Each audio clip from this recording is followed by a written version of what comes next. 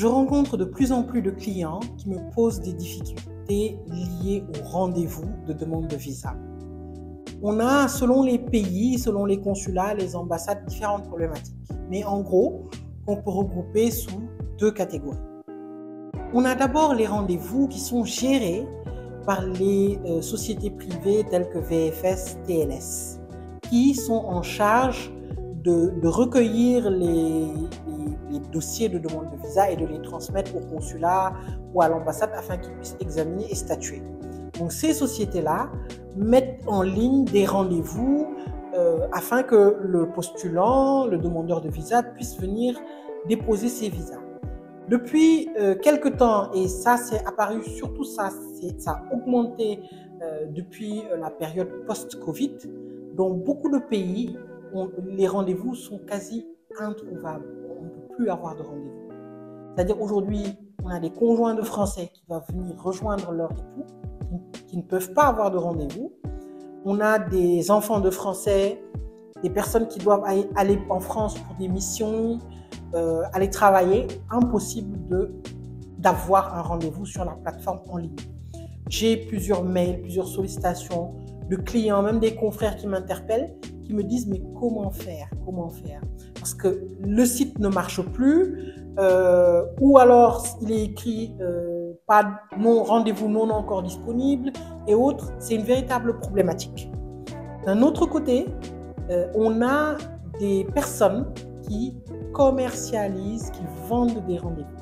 Donc ces personnes-là qui vendent des rendez-vous, les vendent surtout dans les pays de l'Afrique de l'Ouest. On en a au Sénégal, on en a au Cameroun, on en a dans tous les pays maintenant qui ont des VFS ou TLS, des rendez-vous qui sont commercialisés.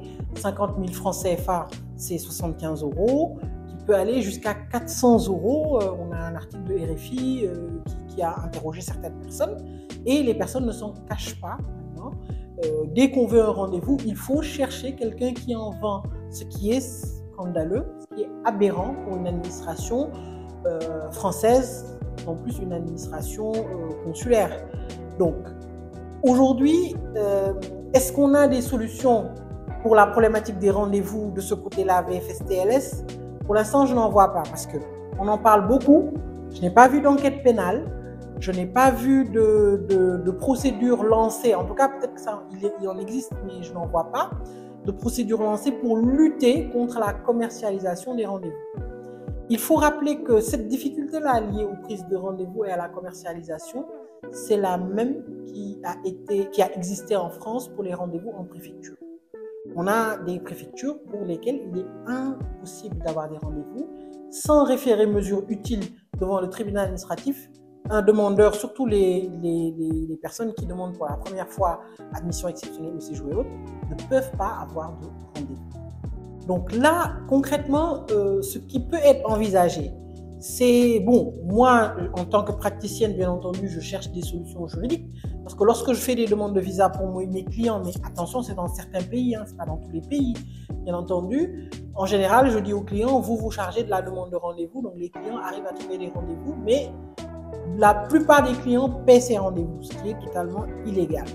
Il doit y avoir, et même moi, nous, en tant qu'avocats, je suis en train de m'organiser avec des confrères et d'autres personnes pour voir quelles solutions trouver sur cette problématique des ventes de rendez-vous.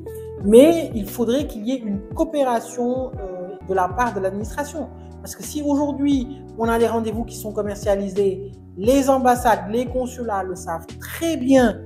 Je me souviens avoir une cliente au Cameroun qui est française, pour qui son fils était allé au Cameroun et le titre de séjour avait expiré, qui devait revenir en France et donc solliciter un visa pour mineurs, qui a acheté son rendez-vous 200 000 francs CFA, elle me dit.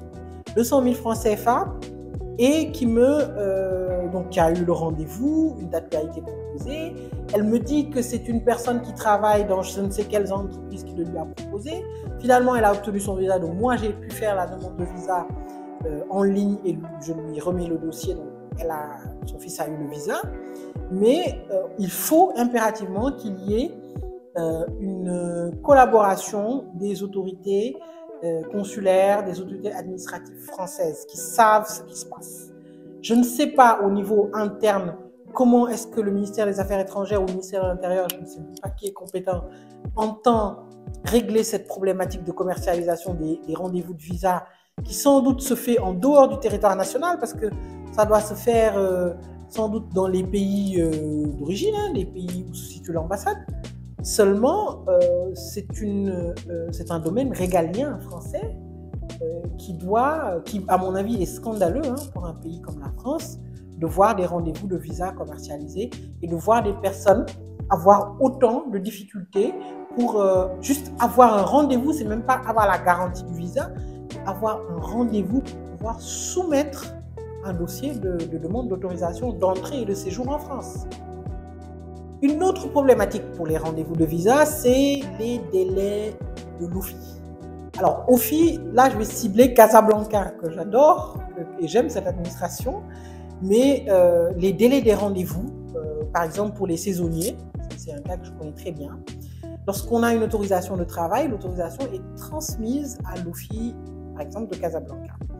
Dans d'autres pays comme la Turquie ou la Tunisie, je vous assure, les délais de rendez-vous sont quasi systématiques. Dès qu'on a l'autorisation, la semaine qui suit, l'OFII envoie une convocation à l'employeur avec la liste des documents. Mais à Casablanca, c'est autre chose. Des personnes restent sans rendez-vous. J'ai des mails de clients qui me disent depuis une année, j'ai obtenu l'autorisation de travail pour un CDI, je n'ai pas de rendez-vous. J'ai des mails de clients qui me disent depuis 6 mois, j'ai 10 autorisations de travail pour faire venir des saisonniers qui doivent réaliser des missions saisonnières ponctuelles, pas de rendez-vous. Et là encore, il en existe des dizaines et des centaines de cas d'entreprises françaises qui sont en attente de l'arrivée de leurs travailleurs et qui n'ont pas de rendez-vous pour déposer le visa. Ça aussi, c'est une des grandes problématiques des rendez-vous de visa. Alors, on va me dire que l'administration est surchargée, que l'administration n'a pas assez de moyens, que ceci, que cela. Peu importe. Aujourd'hui, en France, on a eu cette problématique. La dématérialisation a résolu pas tout, mais une partie. On va dire, et encore, il y a beaucoup de dysfonctionnements de cette dématérialisation. Donc, une partie de la problématique des rendez-vous en préfecture. Il faudrait que le ministre de l'Intérieur et le ministre des Affaires étrangères trouvent également une solution pour résoudre ces problématiques de traitement des demandes d'autorisation de travail. Donc, surtout pour ceux qui doivent venir travailler. Il y a des situations qui sont des situations d'urgence. Lorsqu'on a une autorisation de travail pour venir en France, pour exercer un emploi, lorsqu'on doit venir travailler, étudier, commencer un cycle d'études supérieures, je pense que ce sont des situations urgentes qui doivent nécessiter peut-être la mise en place d'une procédure urgente de demande de visa. Et il est inconcevable d'avoir des délais de plus d'1 an, plus de 6 mois à attendre pour avoir un rendez-vous pour venir soumettre le visa. Et encore, l'assurance de l'obtention du visa n'est pas assurée. C'est bien que je pense probablement un visa sur 2, voire même peut-être les 3 quarts des demandes de visa sont refusées. Mais c'est une problématique qui doit également être résolue.